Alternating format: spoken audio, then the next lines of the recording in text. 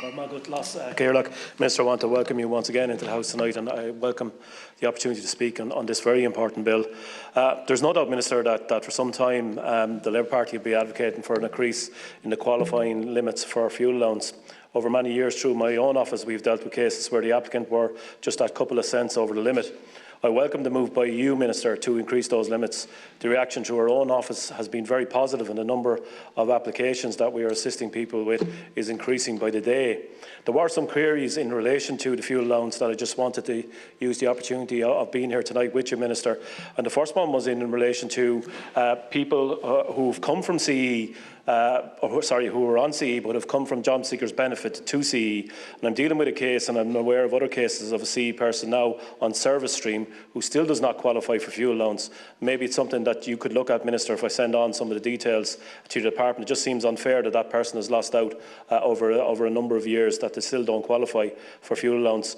I also want to raise another issue in relation to fuel allowance that I've raised with yourself, and indeed colleagues in the Labour Party have raised as well in recent times, and that's where a person in a house has a child who's in receipt of social welfare still living with them. They're also out of the loop when it comes to fuel allowance. I know my colleagues, as I said, have raised this with you in a matter recently, Minister, but the responses did not give out much hope for those families. In many cases, the family member leaves the home and goes on to a housing lift and even goes on to receive HAP payments. Surely in a housing crisis we should allow the fuel allowance payment here to those families who continue to provide a roof over their children but are losing out on the warmer home scheme as well as the fuel allowance. It is indeed a growing worry for many, Minister, and I would ask you to have a look and to revisit that situation. Minister, I know that you agreed to look at the way the community welfare officer system is currently operating following an amendment from my colleague, Deputy Sean Sherlock, at committee stage in the Dáil. I too wanted to raise the need for an urgent review.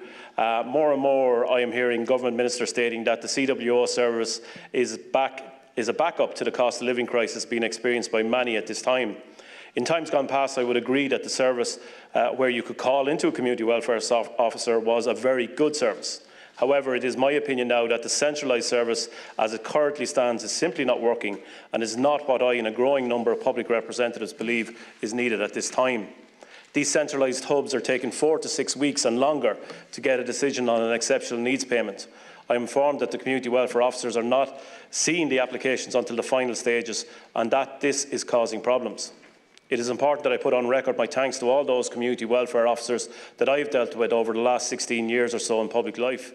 They certainly made my job easier and a lot of public representatives' jobs easier because they simply understood the most vulnerable.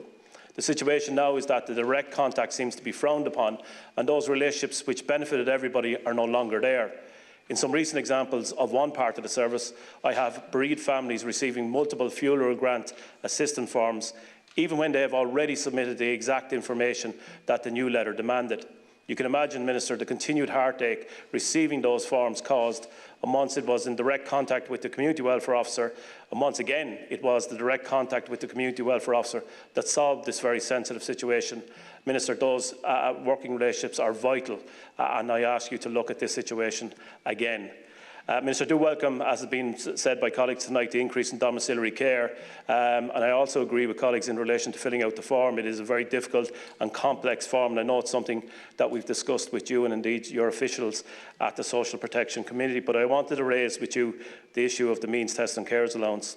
It is one that you know that I've raised with you previously at the Social Protection Committee and here in this House. I know that you have acknowledged the 24/7 care that so many of our carers allowance recipients carry out on behalf of the state on many occasions.